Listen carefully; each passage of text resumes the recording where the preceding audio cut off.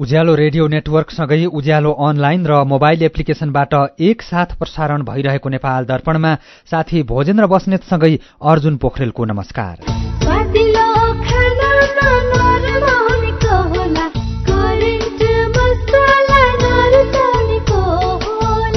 नेपाल दर्पणको साथमा करेन्ट मसला र करेन्ट चिया, स्वादको झट्का। नेपाल दर्पण सुरु गरौं मुख्य खबरका शीर्षकहरूबाट। प्रधानमन्त्री प्रचण्डले विश्वासको मत लिएको 8 दिन बितिसक्दा पनि मन्त्री परिषद विस्तार हुन सकेन। 16वटा मन्त्रालय प्रधानमन्त्रीको जिम्मेवारीमा, कामकाज भद्रगोल। गाडीमा जडान हुने इम्पोस्ट नम्बर प्लेटमा नेपाली भाषा राख्ने तयारी शुरू भएको उप प्रधानमन्त्री श्रेष्ठको भनाई। देशका सबै मालपोत कार्यालयलाई विद्युतीय प्रणालीमा आबद्ध गर्ने तयारी। सार्वजनिक ओहदामा बस्नेहरूले सम्पत्ति विवरण बुझाउन कन्जुस्याइ गर्दै विवरण नबुझाउनेहरूलाई 5,000 रुपियाँ जरिवाना र छानबिन गर्ने कानून भए पनि कार्यान्वयन फितल हो। विद्रोहीहरू विरुद्ध निर्णायक कार्यवाही गर्ने म्यानमारका सैन्य सरकार प्रमुखको घोषणा। आफ्नो देशको मानवाधिकारबारे प्रश्न उठाउने देशहरू आतंकका मतियार भएको आरोप। र विराट गोल्ड कप फुटबलमा विराटनगर सिटी र जावलाखेल युथ क्लबको खेल चल्दै मनाङ मर्स्याङदी खप्तड गोल्ड कपको सेमिफाइनलमा प्रवेश। सरकारी भुक्तानी अब एकै क्लिकमा।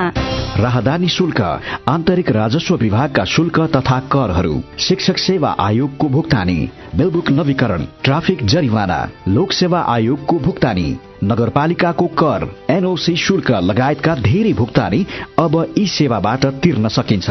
आजै ई सेवा एप डाउनलोड गर्नुहोस् वा नजिकैको एजेन्टमा गई अनलाइन भुक्तानी गर्नुहोस्। ई सेवा, सरल र सुरक्षित भुक्तानी। मेरो मोबाइलमा चल्छ ई सेवा।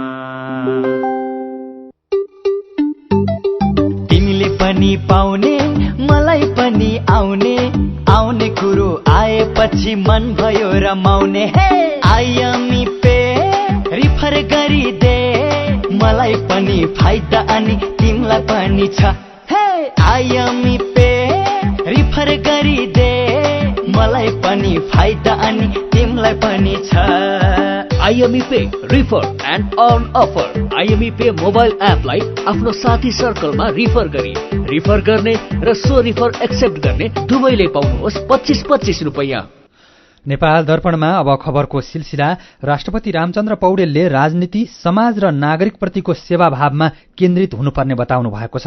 काठमाडौँको हनुमान ढोका पछाडि याटखामा पूर्व मन्त्री स्वर्गीय नवीन्द्रराज जोशीको प्रतिमा अनावरण कार्यक्रममा राष्ट्रपति पौडेलले नागरिकसँगको निरन्तर सान्निध्यतासँगै उनीहरूका सुख दुःख बुझेर उनीहरूकै लागि सेवा गर्ने उच्चतम अठोट प्रतिबद्धता र समर्पणबाट राजनीति अभिप्रेरित हुनुपर्नेमा जोड़ दिनुभएको हो। राष्ट्रपति पौडेलले आम नागरिकसँग निकटतम सम्बन्ध राख्ने र उनीहरूका सुख दुःख बुझ्ने व्यक्तिको रूपमा आफूले स्वर्गीय नवीन्द्रराज जोशीलाई चिनेको समेत बताउनुभयो। उहाँले योग्यता र इमान्दारितामा बराबर संगम रहेका विरलै मानिसमध्ये स्वर्गीय जोशी पनि रहेको बताउनुभयो। 2077 सालको फागुन 14 गते मस्तिष्कघात भएका जोशीको उपचारका क्रममा अर्को महिना चैत 13 गते निधन भएको थियो। प्रधानमन्त्री पुष्पकमल दाहाल प्रचण्डले दोस्रो पटक विश्वासको मत लिएको 8 दिन बितिसक्दा पनि मन्त्री परिषद विस्तार गर्न सक्नु भएको छैन। मन्त्री परिषद विस्तार गर्ने भनेर पटक पटक मिति नै घोषणा गरेका प्रधानमन्त्री प्रचण्डले अहिले पनि विभिन्न बहाना बनाएर मन्त्री परिषद विस्तारलाई टार्दै आउनु भएको छ। एमालेसँगको सहकार्य टुटेपछि उहाँले राष्ट्रपतिको चुनाव लगत्तै मन्त्री परिषद विस्तार गर्ने बताउनु भएको थियो। त्यसपछि प्रचण्डले उपराष्ट्रपतिको चुनावपछि मात्रै सरकार विस्तार गर्ने बताउनुभयो। उपराष्ट्रपतिको चुनावपछि प्रचण्डले विश्वासको मत लिएपछि सबै दललाई समेटेर मन्त्री परिषद विस्तार गर्ने बाचा गर्नुभयो। तर चैतको 6 गते विश्वासको मत लिएको पनि आज 8 दिन हुँदा पनि मन्त्रीहरू नियुक्त भएका छैनन्। राष्ट्रिय स्वतन्त्र पार्टीलाई सरकारमा ल्याउन भइरहेको पहल, गृह, अर्थ, रक्षा जस्ता महत्वपूर्ण मन्त्रालयको जिम्मेवारी कसले पाउने भन्ने विवाद, जसपा र जनमत पार्टीले धेरै मन्त्रालय माग्नु लगायतका कारण प्रधानमन्त्री प्रचण्ड समस्यामा पर्नु भएको छ। मन्त्री परिषद विस्तार नहुँदा 16वटा मन्त्रालयको जिम्मेवारी प्रधानमन्त्री प्रचण्डसँगै छ। यसले गर्दा मन्त्रालयका काम भद्रगोल भएका छन्। चालू आर्थिक वर्षको बजेट कार्यान्वयनको मुख्य समय र आउँदो वर्षको बजेट बनाउने समयमा मन्त्रालयहरू मन्त्रीविहीन हुँदा समस्या झनै बढेको छ। मन्त्रालयका काम निकै प्रभावित भएको सचिवहरूले बताएका छन्।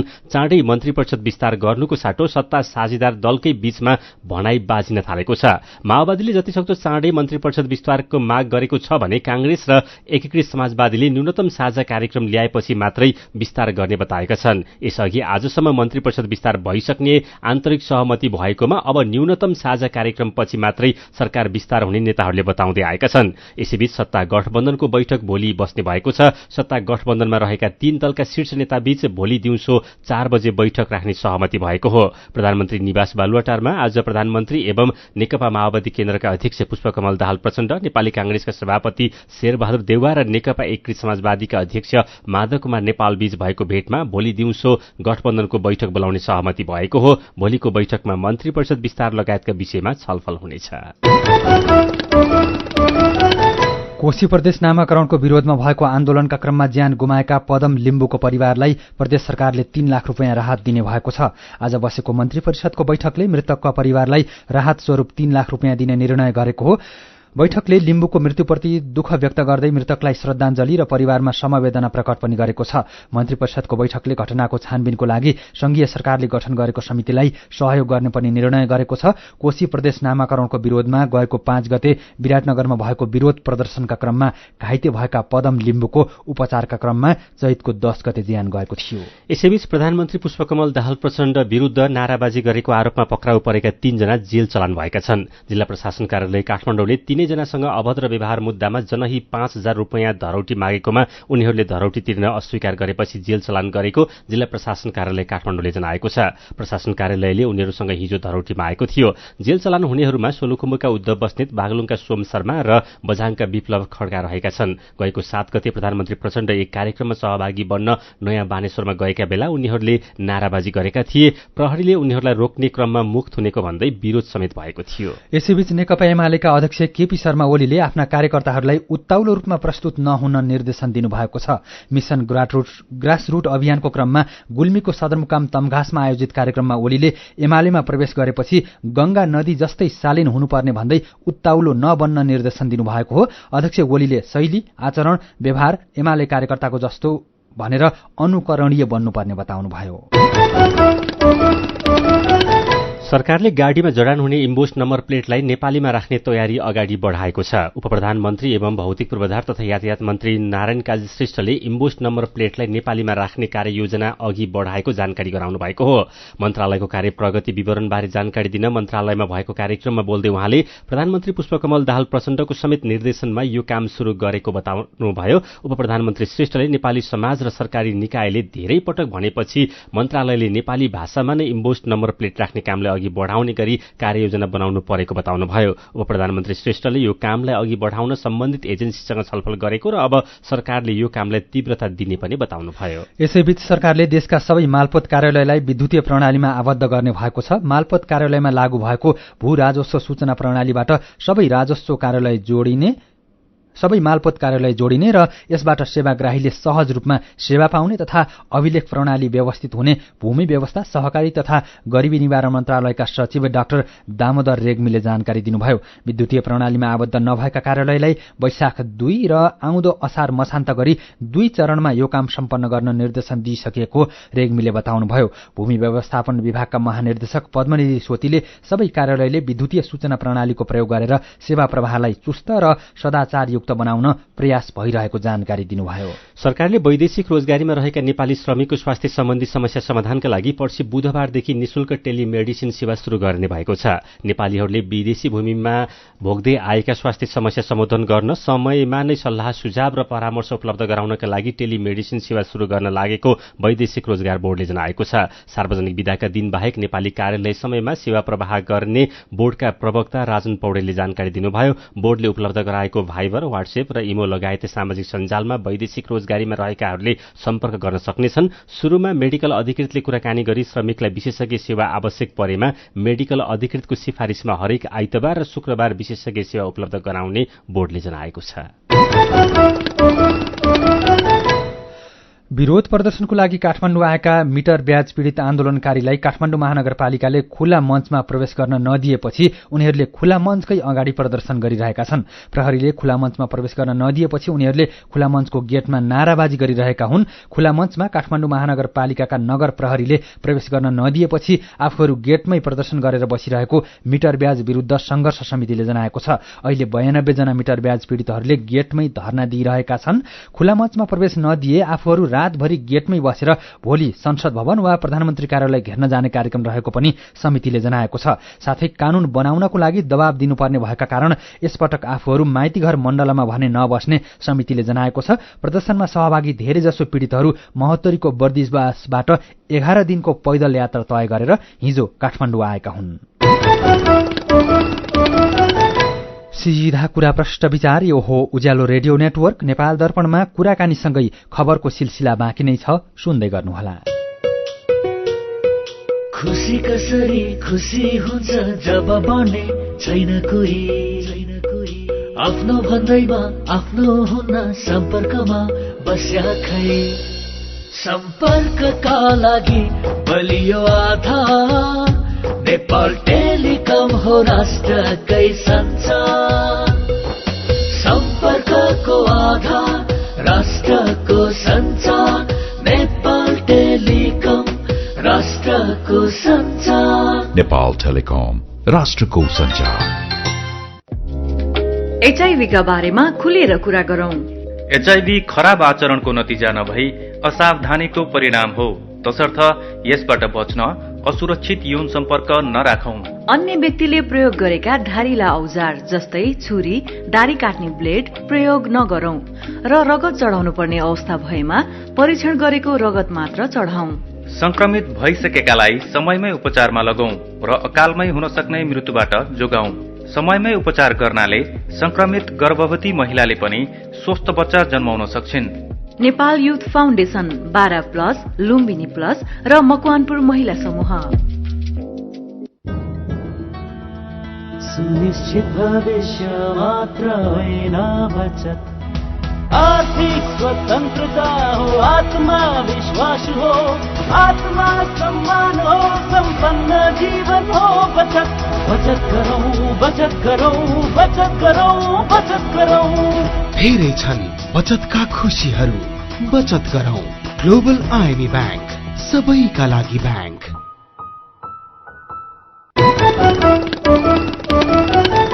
उज्यालो रेडियो नेटवर्कबाट प्रसारण भइरहेको नेपाल दर्पणमा तपाईंलाई फेरि स्वागत छ। यतिन्जेल हामीले प्रधानमन्त्री प्रचण्डले विश्वासको मत लिएको 8 दिन बितिसक्दा पनि मन्त्री परिषद विस्तार हुन सकेन। गाडीमा जडान हुने इम्बोस्ड नम्बर प्लेटमा नेपाली भाषा राख्ने तयारी शुरू भएको उप प्रधानमन्त्री श्रेष्ठको भनाई लगायतका खबर प्रस्तुत गर्यौं। नेपाल दर्पणमा अब बाँकी प्रसंग। भ्रष्टाचार निवारण ऐन 2059 ले सार्वजनिक ओहदामा बसेका सबैलाई आआफ्नो निकायमा सम्पत्ति विवरण बुझाउनु पर्ने व्यवस्था गरेको छ। तर पछिल्लो समय व्यवस्थाले पारदर्शिता कायम गराउने सवालमा खासै सहयोग पुर्याएको देखिँदैन। सरकारी कर्मचारी तथा जनप्रतिनिधिहरूलाई अनैतिक तवरबाट आय आर्जन गर्न केही हदसम्म यो व्यवस्थाले बाँधेको कतिपयको बुझाइ छ। कतिपयले त प्रधानमन्त्री तथा मन्त्रीहरूले नै आफ्नो सम्पत्ति विवरण समयमा नै नबुझाउँदा परिआयमा अरूको सम्पत्तिबारे कसरी छानबिन गर्ने भन्ने प्रश्न समेत गर्ने गरेका छन्।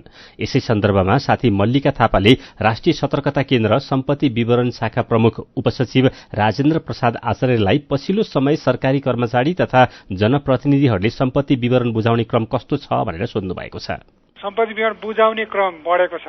अघिल्लो आवको तुलनामा यसपालि चाहिँ 30,000 का हाराहरूले बढीले बुझाएको देखिन्छ। नबुझाउनेको संख्या पनि घटेको, हाम्रो सतर्कता केन्द्रलाई जानकारी दिने संख्या बढेको, त्यस्तो खालको अवस्था छ। वर्षै पछि यो बुझाउनु पर्ने हो। 3 प्रकारले बुझाउनु पर्ने हुन्छ। सुरु नियुक्ति हुँदा बुझाउनु पर्यो, सालबसाली रूपमा बुझाउनु पर्यो, तेस्रो भनेको चाहिँ अवकाश हुँदाको अवस्थामा 60 दिनभित्र बुझाउनु पर्ने गरी, अझ अर्को एक प्रकारको चाहिँ जरिमाना सम्पत्ति विवरण 60 दिनभित्र बुझाउनु पर्ने जुन कानुनी प्रावधान छ, त्यो प्रावधानभित्र नबुझाएको अवस्थामा हामीले चाहिँ सम्पत्ति विवरण नबुझाएको भनेर अख्तियारमा रिपोर्टिङ गर्छौँ। त्यो गरिसकेपछि उहाँहरूले जरिमाना गरिसकेपछि 5,000 जरिमाना तिरिसकेपछि पनि सम्पत्ति विवरण बुझाउनु पर्ने हुन्छ। त्यस कारणले गर्दा सम्पत्ति विवरण 4 खालको सम्पत्ति विवरण सार्वजनिक पद धारण गरेको व्यक्तिले बुझाउनु पर्ने हुन्छ। यो बुझाउनु पर्ने चाहिँ कहिलेसम्म?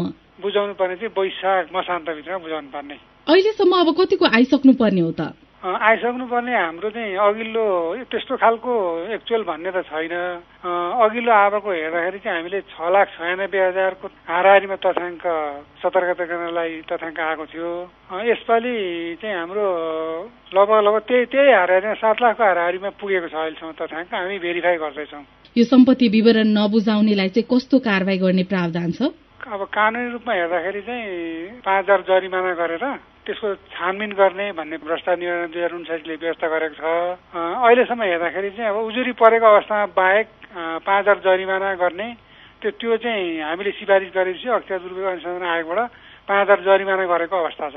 आर्थिक पारदर्शिताका लागि पनि अब सार्वजनिक निकायका पदाधिकारीहरूको सम्पत्ति विवरण चाहिँ सार्वजनिक गर्नुपर्ने भनेर जुन असल अभ्यास नै मानिन्छ नि, यो प्रधानमन्त्री तथा मन्त्रीहरूले चाहिँ सम्पत्ति विवरण हरेक वर्ष भर्ने र यसमा चाहिँ नागरिकहरूको चासो पनि रहेको पाइन्छ। उहाँले भरेको, उहाँले बुझाएको तथ्याङ्कहरू चाहिँ सार्वजनिक हुने गरेका छन्। त्यो चाहिँ सार्वजनिक सम्पत्तिमा बुझाउनु पर्ने भन्ने विषय चाहिँ अनिवार्य भयो। सम्पत्ति विवरण सार्वजनिक गर्ने विषय त्यो चाहिँ अनिवार्यता छैन। त्यो पनि अब कतिपय सार्वजनिक पद धारण गर्ने व्यक्तिहरूले सार्वजनिक गर्नु पनि हुन्छ। त्यो व्यक्तिगत भन्दा पनि संस्थागत चाहिँ कुरा हो जस्तो लाग्छ। जस्तो मन्त्री परिषद सदस्यहरूले सार्वजनिक गर्नलाई उहाँहरूको मन्त्री परिषदबाट निर्णय हुनु पर्यो। सार्वजनिक गर्दा जुनसुकै व्यक्तिले पनि सार्वजनिक गर्न सक्ने अवस्था चाहिँ छ। यो सँगै सार्वजनिक निकायका पदाधिकारीले चाहिँ कर बुझाएको विवरण पनि सार्वजनिक गर्नुपर्ने व्यवस्था चाहिँ छैन।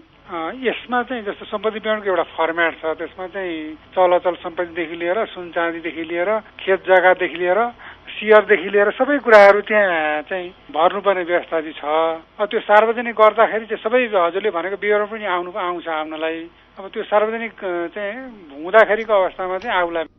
उहाँ हुनुहुन्थ्यो राष्ट्रिय सतर्कता केन्द्र सम्पत्ति विवरण शाखाका प्रमुख उपसचिव राजेन्द्र प्रसाद आचार्य। नेपाल दर्पणमा फेरि पनि खबरकै सिलसिला। भक्तपुर नगरकोट सिपाघाट सड़क विस्तार आयोजनाले कमल विनायक नगरकोट सड़कको ठेक्का तोड्ने प्रक्रिया शुरू गरेको छ। 8 पटक म्याद थप गर्दा पनि काममा प्रगति नभएपछि आयोजनाले 14 दिनको सूचना निकालेर अब पनि प्रगति नभएमा ठेक्का तोड्ने बताएको हो। कमल विनायक नगरकोट सड़कको ठेक्का प्रधानमन्त्री पुष्पकमल दाहाल प्रचण्डका घरबेटीका रूपमा परिचित सारजा प्रसाद अधिकारीको शैलुङ कन्स्ट्रक्सनले भारतीय कम्पनी आरामाली इन्स्पा पावरसँग संयुक्त रूपमा लिएको हो। 2071 सालको जेठ 22 गते पहिलो सम्झौता भएको सड़कको निर्माण कार्य 2073 असार 3 गते सकिसक्नुपर्ने थियो। तर 8 पटकसम्म म्याद थप्दा पनि काम सकिएको छैन। 15 किलोमिटर 660 मिटर लामो सड़क खण्डमध्ये झण्डै 1 किलोमिटर कालोपत्र गर्न बाँकी रहेको छ। ठेकेदारले सड़क अलपत्र पारेपछि भक्तपुर नगरकोटका सर्वसाधारण, पालिकाका जनप्रतिनिधि लगायतले पटक पटक पहल गरे पनि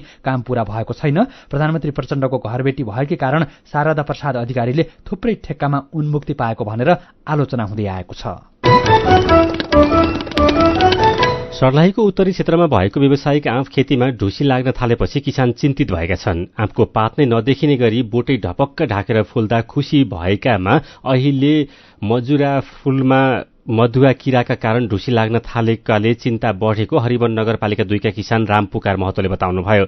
मधुवा किराले खाएर गुलियो लेसिलो पदार्थ आँपको मजुरा फूलमा ओकलेपछि मजुरा फूलमा ढुसी लागेर झर्ने र दाना नलाग्ने समस्या बढ्न थालेको हो। हरिवन नगरपालिका वडा नम्बर 3 डाबरीका विनय आलेले पनि आफ्नो 10 कट्ठा जमिनमा लगाएको आँपका बोटमा मधुवा किराको प्रकोप देखिएको बताउनुभयो। मजुरा फूल फुल्नु अघि आँपको रुखको जरा वरिपरि खनेर पानी हाल्ने र फेददेखि 3 फिट माथिसम्मको भागमा चुना दल्ने प्राकृतिक उपचारले पनि मधुवा किराको प्रकोप रोक्न सकिने कृषि ज्ञान केन्द्रका प्रमुख कमल देव प्रसाद कुशवाहाले बताउनुभयो। तर अब प्रकोप शुरू भएकोले विषादी नै एकमात्र विकल्प भएको उहाँको भनाइ छ। यसैबीच सिन्धुलीको कमलामाई नगरपालिका 7 बर्देउटारमा निशुल्क माटो परीक्षण भएको छ। कृषि विशेषज्ञ सहित कृषि तथा पशुपक्षी विकास मन्त्रालयको सहयोगमा त्रिभुवन विश्वविद्यालय, कृषि तथा पशुविज्ञान अध्ययन संस्थान रामपुरको आयोजनामा माटो परीक्षण गर्दा किसान खुशी भएका हुन्। माटोको उर्वरा शक्ति पत्ता लगाएर माटोमा अम्लीय र क्षारीयपना पत्ता लगाउन शिविर आयोजना गरिएको कृषि तथा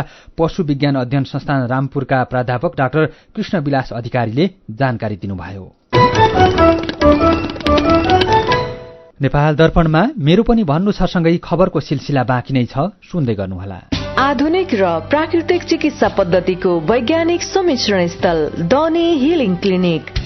यहाँ विशेषज्ञहरूद्वारा नसा, हाड जोड्नी, मांसपेशीका दुखाइ र अन्य समस्याको उचित परीक्षणद्वारा रोगको पहिचान, उपचार र परामर्श प्रदान गरिन्छ। Physiotherapy, acupuncture, Ayurveda, medical massage तथा विशेषज्ञहरूको सल्लाह अनुसार न्यूनतम प्रतिकूल प्रभाव हुने गरी उचित उपचार गरिन्छ। स्वस्थ जीवनशैली तथा निरोधात्मक परामर्शको लागि आउनुहोस्।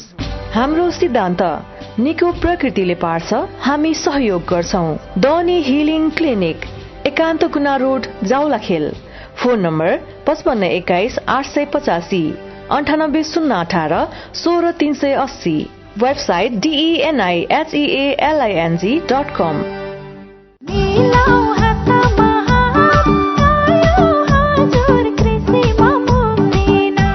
अब कृषि सम्बन्धी सम्पूर्ण सेवा तथा सामग्रीहरू पाउनुहोस् एकै ठाउँमा।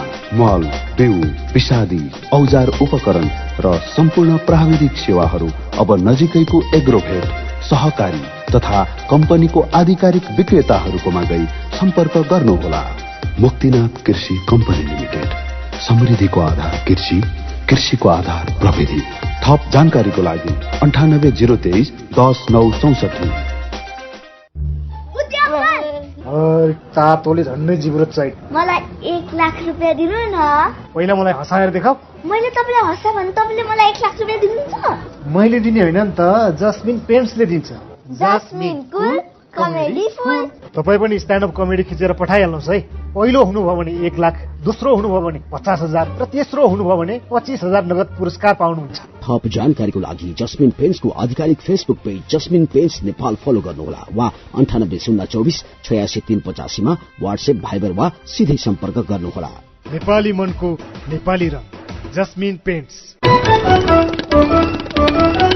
उज्यालो रेडियो नेटवर्क मार्फत देशभरिका विभिन्न एफएम स्टेशन तथा उज्यालो अनलाइन र मोबाइल एप्लिकेशनमा प्रसारण भइरहेको नेपाल दर्पणमा तपाईंलाई फेरि स्वागत छ। अब बाँकी खबर। आज एकै दिन 69 जनामा कोरोना भाइरसको संक्रमण पुष्टि भएको छ। स्वास्थ्य तथा जनसंख्या मन्त्रालयका अनुसार 1266 जनामा गरेको परीक्षणमा 69 जनामा संक्रमण देखिएको हो। यसअघि हिजो 16 जना र चैत 9 गते 17 जनामा संक्रमण देखिएको थियो। इपिडेमियोलोजी तथा सर्वरोग नियन्त्रण महाशाखाका निर्देशक डाक्टर चुमनलाल दासले भारतमा संक्रमण बढ़िरहेको र खुल्ला सीमानाका कारणले नेपालमा संक्रमण भित्रिएको बताउनुभयो। लामो समयपछि शेयर बजार आज बढेको छ। दिनभरको उतार चढावपछि शेयर बजार परिसूचक नेप्सी आज 17.70 अंकले बढेर 1906 बिन्दुमा पुगेको हो। बजारसँगै कारोबार रकममा पनि सुधार आएको छ। 261 वटा कम्पनीका 43,08,000 किता शेयर 1 अर्ब 38 करोड़ 27 लाख रुपियाँमा कारोबार भएका छन्। आज सुपरमाई हाइड्रो, कालिन्चोक दर्शन लिमिटेड, एशियन हाइड्रो पावर र नेपाल इन्भेस्टमेन्ट मेगा बैंकको प्रमोटर शेयर 10% बढेको छ। चैती दशैंको 6औं दिन मिथिलाञ्चलमा आज व्रतालुहरूले अस्ताउँदो सूर्यलाई अर्घ्य दिएका छन्। गएको शुक्रबारदेखि शुरू भएको चैती छठ पर्वको तेस्रो दिन आज अस्ताउँदो सूर्यलाई अर्घ्य अर्पण गरेका व्रतालुहरूले भोलि बिहानै उदाउँदो सूर्यलाई अर्घ्य अर्पण गर्दै पर्वको समापन हुनेछ। कार्तिक महिनामा मनाइने छठ पर्व जतिको संख्यामा श्रद्धालु भक्तजनहरू नभए पनि बिस्तारै चैती छठ पर्व मनाउनेहरूको संख्या पनि बढ्दै गइरहेको छ। ओखलढुङ्गामा तीव्र गतिका कारण हुने गाडी दुर्घटना कम गर्न टाइम कार्ड लागू भएको छ। ओखलढुङ्गाबाट छुट्ने लामो तथा छोटो दूरीका सबै सार्वजनिक गाड़ीहरूको लागि टाइम कार्ड लागू गरिएको हो। पछिल्लो समय दुर्घटना बढेकोले तीव्र गतिका कारण हुने गाड़ी दुर्घटना कम गर्न टाइम कार्ड लागू गरिएको ओखलढुङ्गा ट्राफिक प्रहरी प्रमुख होम प्रसाद खतिवड़ाले बताउनुभयो। टाइम कार्डमा निर्धारण गरिएको समयमा निश्चित दूरीमा मात्र गाड़ी कुदाउन पाउने गरी व्यवस्था गरिएको प्रमुख खतिवड़ाको भनाइ छ। प्युठानको गौमुखी गाउँपालिकामा आज बाक्लो असिना परेको छ। दिउँसो खरा, अर्खा र जबरा लगायतका ठाउँमा 2 फिटसम्म असिना परेको हो। असिनाले तरकारी र फलफूलबारीमा ठूलो क्षति पुगेको छ। बाइलनालीमा क्षति पुगेकाले पालिकाले राहत दिनुपर्ने स्थानीयले माग गरेका छन्। मेरो पनि भन्नु छ। आउँदो आर्थिक वर्षमा प्रदेश र पालिकाले संघबाट पाउने बजेट घट्ने शीर्षकको खबर उज्यालो अनलाइनमा पढेर तोया निरौलाले लेख्नु भएको छ। विकासका लागि अति आवश्यक र खर्च हुने क्षेत्रमा त बरु बजेट बढाउँदा पनि फरक पर्दैन, तर विकास बजेट घटाएर अन्तै खर्च गर्ने र भ्रष्टाचार गर्न सजिलो बनाउनुलाई राम्रो मान्न सकिन्न। प्रधानमन्त्रीले अहिलेसम्म मन्त्री परिषद विस्तार गर्न नसकेको बारेमा मेघनाथ ढकालको प्रतिक्रिया छ। दलहरूबीच छलफल हुँदा जति ठूला ठूला कुरा हुन्छन् त्यसको एक छेउ पनि कार्यान्वयन भएको पाइँदैन। नयाँ सरकार गठन भएको लामो समय भइसक्यो, तर सरकारले अहिलेसम्म मन्त्री परिषदलाई पूर्णता दिन सकेको छैन। यसले गर्दा मन्त्रालयगत दैनिक काम कारबाहीमा कति असर पर्यो होला कसैलाई चासो छैन। नवलपरासीमा एकै ठाउँमा 9 वटा बेवारिसे बम भेटिएको खबरमा ईश्वरलाल श्रेष्ठको प्रतिक्रिया छ। कसैले गलत नियत राख्यो या पुरानो अवस्थामा छोडिएका हुन्, त्यो अनुसन्धानबाट खुल्ला, तर यस्ता बेवारिसे बमबाट हुन सक्ने दुर्घटनातर्फ चनाखो भने हुनुपर्छ। अनि पृथ्वी राजमार्गका विभिन्न सड़क खण्ड बन्द भइरहेको खबरमा मित्रबन्धु ढकाल लेख्नुहुन्छ, देशैभरिको सड़क मर्मत गर्ने भन्दै भत्काउने र बिगार्ने काम भइरहेको छ। बनाउन त पर्ला, तर काम छिटो सक्नु पर्यो। अहिले भत्काइएको सड़क वरपर धुलो धुवाँ व्यापक छ। झन बर्खा लागेपछि हालत के होला? बेलैमा जिम्मेवार निकायको ध्यान पुगोस्। विचारका लागि तपाईलाई धन्यवाद। मेरो पनि भन्नु छ। मेरो पनि भन्नु छ प्रस्तुत गर्दै हुनुहुन्थ्यो साथी मदन पौड्याल। नेपाल दर्पणमा अब विदेशका खबर। म्यानमारको सैन्य सरकारका प्रमुख मिन ओङ हल्याङले सैनिक शासनको आलोचना गर्ने समूहहरूको गतिविधिलाई आतंकवादीको संज्ञा दिँदै उनीहरूमाथि निर्णायक कारबाही गर्ने घोषणा गर्नुभएको छ। राजधानी नेपियर्डमा आयोजित वार्षिक सैन्य परेडका अवसरमा सम्बोधन गर्दै प्रमुख ओङले जस्तो सुकै क्षति भए पनि म्यानमारको सेनाले आफ्नो शासनको विरोध गर्नेहरू विरुद्धको लडाईँ नरोक्ने बताउनु भएको बीबीसीले जनाएको छ। उहाँले म्यानमारमा मानव अधिकारको अवस्था बारे प्रश्न उठाउने देशहरूलाई पनि आतंकको मतियार भएको आरोप लगाउनुभयो। सन् 2021मा सेनाले देशको शासन सत्ता फेरि आफ्नो हातमा लिएपछि म्यानमारमा गृहयुद्ध चर्किएको छ। गृहयुद्धमा हजारौंको ज्यान गइसकेको र 10 लाखभन्दा धेरै मानिस विस्थापित भएका बीबीसीले जनाएको छ। उहाँले देशमा चुनाव हुने र निर्वाचित भएर आउने पक्षलाई सत्ता हस्तान्तरण गर्ने दावी गरे पनि म्यानमारमा चुनाव कहिले हुन्छ भन्ने निश्चित छैन। चीन र रूस बाहेक बाँकी देशबाट टाढिँदै गए पनि म्यानमारको सैन्य शक्तिले विद्रोही विरुद्धको कार्यवाहीलाई बढाइरहेको छ। भारतको प्रतिपक्षी दल भारतीय कांग्रेसका सांसदले संसदमा कालो पोशाक लगाएर विरोध प्रदर्शन गरेपछि आज दुवै सदनको बैठक स्थगित भएको छ। कांग्रेसका नेता राहुल गान्धीको सांसद पद खारेजीको प्रकरणलाई लिएर कांग्रेससहित 17वटा प्रतिपक्षी दलका सांसदले कालो पोशाक सहित सदनमा उपस्थित भएर सरकारको विरोध गरेका बीबीसी हिन्दीले जनाएको छ। उनीहरूले भारतमा लोकतन्त्रको कालो अध्याय शुरू भएको पनि बताएका छन्। आज बिहान 11 बजे राज्यसभा तथा लोकसभाको बैठक शुरू भए लगत्तै प्रतिपक्षी सांसदहरूले नाराबाजी गरेका थिए। कांग्रेस अध्यक्ष मल्लिकार्जुनले प्रधानमन्त्री मोदीले भारतमा लोकतन्त्र देखाउन लागेको कुरा उजागर गर्न प्रतिपक्षले कालो वस्त्र धारण गर्नु परेको बताउनुभयो। भारतीय राष्ट्रिय कांग्रेसले शुरू गरेको ब्ल्याक प्रोटेस्ट अर्थात कालो वस्त्रको आन्दोलनमा तृणमूल कांग्रेसले पनि सहभागिता जनाएको छ। भारतीय कांग्रेसले अहिले देशभर ब्ल्याक प्रोटेस्टको घोषणा गरेको खबरमा उल्लेख छ। चिनिया अरबपति ज्याक मा लामो समयपछि सार्वजनिक कार्यक्रममा देखा पर्नु भएको छ। सन् 2020मा चीनको आर्थिक नियामकहरूको आलोचना गरेपछि भूमिगत हुनुभएका उहाँ सार्वजनिक कार्यक्रममा कमै मात्र देखिनु भएको थियो। आज उहाँ हाङजाउको विद्यालयमा देखा पर्नु भएको हो। चिनिया कम्पनी अलिबाबाका संस्थापक ज्याक मा केही समय अघि मात्रै चीन फर्कनु भएको साउथ चाइना मर्निङ पोस्टलाई उद्धृत गर्दै बीबीसीले जनाएको छ। उहाँ 1 वर्षभन्दा बढी समयदेखि विभिन्न देशको भ्रमणमा रहनु भएको चाइना मर्निङ पोस्टले उल्लेख गरेको छ। चीनमा सरकारले प्राविधिक उद्यमीहरूमाथि कडाई गर्न थालेपछि बेपत्ता हुनेमा ज्याक मा सबैभन्दा उच्च प्रोफाइलका अरबपति हुनुहुन्थ्यो। ज्याक मा लामो समय सार्वजनिक हुन नसक्नुको कारण भने अहिलेसम्म सार्वजनिक भएको छैन। अब केही खेल खबर। विराट गोल्ड कप फुटबल प्रतियोगिताको पहिलो सेमिफाइनलमा अहिले आयोजक विराटनगर सिटी एफसी र जावलाखेल युथ क्लब बीच प्रतिस्पर्धा भइरहेको छ। खेल विराटनगरको शहीद रंगशालामा भइरहेको हो।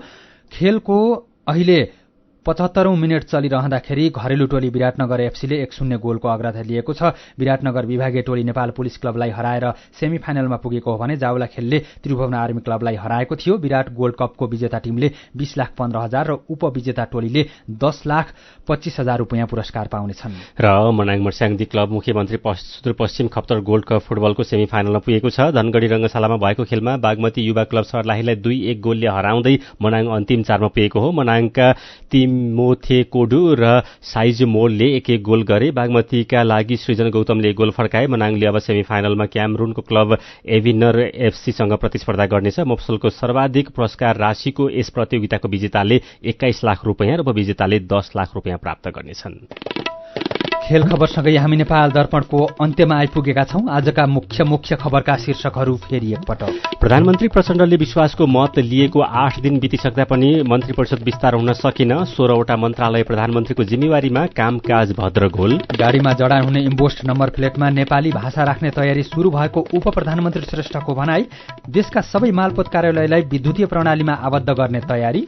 सार्वजनिक ओहदामा बस्नेहरूले सम्पत्ति विवरण बुझाउन कन्जुसाई गर्दै विवरण नबुझाउनेलाई 5,000 रुपियाँ जरिवाना र छानबिन गर्ने कानून भए पनि कार्यान्वयन फितल हो। विद्रोहीहरू विरुद्ध निर्णायक कारबाही गर्ने म्यानमारका सैन्य सरकार प्रमुखको घोषणा। आफ्नो देशको मानव अधिकारबारे प्रश्न उठाउने देशहरू आतंकका मतियार भएको आरोप। र विराट गोल्ड कप फुटबलमा विराटनगर सिटी र जावलाखेल युथ क्लबको खेल चल्दै मनाङ मर्स्याङदी खप्तड गोल्ड कपको सेमिफाइनलमा प्रवेश।